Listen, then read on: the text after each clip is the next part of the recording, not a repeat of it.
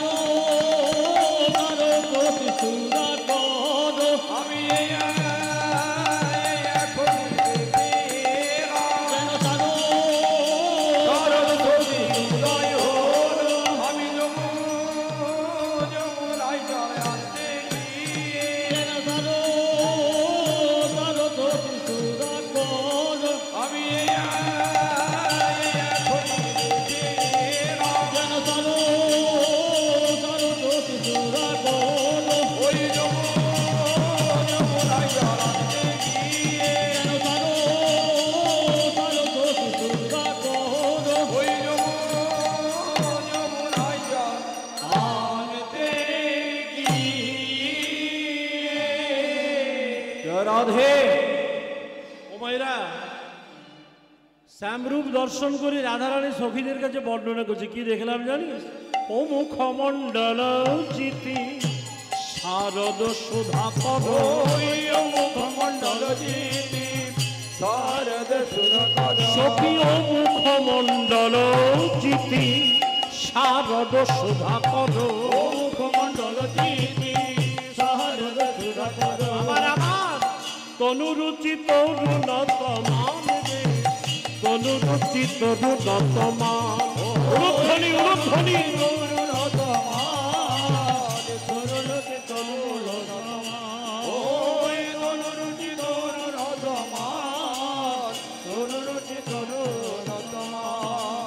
মুখমণ্ডল জিতি শারদ সুধাকর, যেন চাঁদের উদয় যমুনার তীরে, চাঁদের উদয় যমুনার তীরে, চাঁদের উদয় এখনই দেখে এলাম যমুনার তীরে, চাঁদের উদয় এখনই দেখে এলাম যমুনার তীরে, চাঁদের উদয়। মুখমণ্ডল জিতি শারদ সুধাকর, তনুরুচি তরুণতমাল। তনু মানে কি?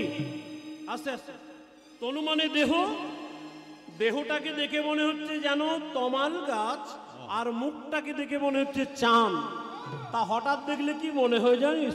যেন তমালে গাছে চাঁদ ফলেছে, তমালে গাছে চাঁদ ফলেছে, তমালে গাছে চাঁদ ফলেছে, গাছে চাঁদ ফলেছে। যমুনার তীরে দেখে এলাম তমালে গাছে চাঁদ ফলেছে, যমুনার তীরে দেখে আমি এখনই দেখে এলাম তমালে গাছে ফলেছে, এখনই দেখে এলাম তমালে গাছে চাঁদ ফলেছে, তমালে গাছে চাঁদ ফলেছে।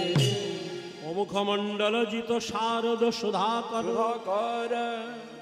রূপের পদগুলো বাবা জয়নিতাই পদকবিরা যে রচনা করে দেখবেন হুট করে মিল খুঁজে দেয় না। একটা কথা বলে হয় কে না হয় জিত। জিত মানে জয় করেছে। মানে প্রাণ গোবিন্দের মুখমণ্ডলটা শারদ শশীকে, শরৎকালের চন্দ্রকে যেন জয় করেছে। এটা বৈষ্ণব পদকবির ভাব। তা চন্দ্রকে জয় করলো কেন কৃষ্ণের মুখচন্দ্র? মায়েরা একটা একটা করে মিল করে নিন। দেখুন, বলছে আকাশের চাঁদে দেখা যায়, সবাই বলে 16 কলা, কিন্তু আমার মনে হয় আকাশের চাঁদে তো 16 কলা নয়, আকাশের চাঁদে আছে 15টি কলা। মিলিয়ে নিন। অমাবস্যার পরে থেকে আপনি হিসেব করুন। প্রতিপদ, দ্বিতীয়া, তৃতীয়া, চতুর্থী, পঞ্চমী, ষষ্ঠী, সপ্তমী, অষ্টমী, নবমী, দশমী, একাদশা, দ্বাদশী, ত্রয়োদশী, চতুর্দশী, পূর্ণিমা। তাহলে আকাশের চাঁদে 15টি কলা। আরেকটা কলা কোথায় গেল? বাবা মহাদেবের মাথার চূড়ার উপরে। তাহলে আকাশের চাঁদে 15 কলা, আর আমার কৃষ্ণচন্দ্র হচ্ছে 16 কলায় পরিপূর্ণ চন্দ্র। তা কৃষ্ণচন্দ্রে 16টি কলা কি কি বাবা? শাস্ত্র বলল অষ্টসিদ্ধি, 6টি ঐশ্বর্য। অষ্টসিদ্ধি আছে। অষ্টসিদ্ধি নৌনিধিকে দাতা বলে না, অনিমা, মহিমা, লঘিমা, প্রাপ্তি, প্রাকাম্য, ঈশিতা, বসিতা, কামাবসায়িতা, এই সমস্ত গুণগুলো ভগবান কৃষ্ণচন্দ্রের মুখমণ্ডলে, কৃষ্ণচন্দ্রে আছে। অষ্টসিদ্ধি, 6টি ঐশ্বর্য কি কি? ওই 6টি ঐশ্বর্য আছে বলেই তিনি ভগবান। আপনারা বলবেন 6টি ঐশ্বর্য কি কি? ভগবানের বর্ণনা কি? ভগবানের ব্যাখ্যা কি? ভগবানের সংজ্ঞা কি? দেখবেন, যার রূপ আছে তাকে বলে রূপবান, যার গুণ আছে তাকে বলে গুণবান, যার ধন সম্পত্তি আছে তাকে বলে ধনবান। কিন্তু শাস্ত্র বলল যার মধ্যে ভগ শব্দটা আছে তিনিই হলেন ভগবান। সেই ভগবানটাকে ষড়ৈশ্বর্যপূর্ণ আমার অনাদির আদির গোবিন্দ কৃষ্ণচন্দ্র। বেদ বেদ শাস্ত্রে পরাশর মুনি বর্ণনা করলেন, ঐশ্বর্যস্য সমগ্রস্য যশস্য বীর্যস্য শ্রেয় জ্ঞান বৈরাগ্যশ্চৈব সন্ন্যং ভগৈতিঙ্গনা। তিনি হলেন ভগবান, যার মধ্যে সমগ্র ঐশ্বর্য, সমগ্র বীর্য, সমগ্র রূপ, সমগ্র সৌন্দর্য, সমগ্র ধন সম্পত্তি, সমগ্র জ্ঞান, সমগ্র বৈরাগ্য। তিনি হলেন ষড়ৈশ্বর্যপূর্ণ ভগবান। তাহলে কৃষ্ণচন্দ্রে 16টি কলা কি কি? অষ্টসিদ্ধি, 6টি ঐশ্বর্য, আর দুটো কি কি বাবা? একটা হচ্ছে যেটা আপনার আস্বাদন করছেন লীলা, আর একটা হচ্ছে কৃপা। এই মিলে কৃষ্ণচন্দ্রের হলো 16টি কলা, আকাশের চাঁদে আছে 15টি কলা। এগুলো পার্থক্য, এগুলো মিল করছে বৈষ্ণব মহাজন। আর কি বললো জানিস? আকাশের চাঁদের উদয় হলে শালুক ফুল প্রস্ফুটিত হয়। কুমুদিনী, শালুক প্রস্ফুটিত হয়। আর কৃষ্ণচন্দ্রের হৃদয়ে আপনাদের মতো রাই কমলিনী প্রস্ফুটিত হয়। তাই গৌর হরিবল। ও মায়েরা, আকাশের চাঁদকে পেতে হলে আকাশে যেতে হবে, কিন্তু কৃষ্ণচন্দ্রকে পেতে হলে আপনাকে কোথাও যেতে হবে না। ঘরের কোণে বসে গুরু আশ্রয় করে কৃষ্ণ কৃষ্ণ স্মরণ করলে কৃষ্ণচন্দ্রকে তুমি তোমার হৃদয় আকাশে লাভ করতে পারো। তাই রাধারানী বলছে, দেখে মনে হয় জানিস যেন শরৎকালের চাঁদকে জয় করেছে আমার কৃষ্ণের মুখচন্দ্র। আর কি দেখলাম জানিস? ওই যে চূড়াটা, চূড়াটা কি দিয়ে বাঁধা আছে? মালতী মধুকর মাল রে সখী, মালতী মধুকর চূড়ে চারুষি খণ্ডক মণ্ডিত, ওই চূড়ে চারুষি খণ্ডক মণ্ডিত, মালতী মধুকর মাল, মালতী মধুকর মাল। আহা, গোবিন্দের মাথায় যে বিনোদ চূড়াটা আছে না, দেখে মনে হচ্ছে ওই চূড়া যেন ডাকিতেছে, ওই চূড়া যেন ডাকিতেছে। ওগো রাধে তুমি এসো বলে চূড়া যেন ডাকিতেছে, তুমি এসো বলে চূড়া যেন ডাকিতেছে। মাথায় ময়ূর পাখাটা বামে হেলানো আছে। আপনারা সুখসারির দ্বন্দ্বে শুনতে পান না? সুখসারি কি বলে দ্বন্দ্বে? আহা সুখে বলে আমার কৃষ্ণের চূড়া বামে হেলে, সুখে বলে আমার কৃষ্ণের চূড়া বামে হেলে, সুখে বলে আমার কৃষ্ণের চূড়া বামে হেলে, সুখে বলে আমার কৃষ্ণের চূড়া বামে হেলে। কেন হেলে? সারি বলে আমার রাধার চরণ পাবে বলে, সারি বলে আমার রাধার চরণ পাবে বলে।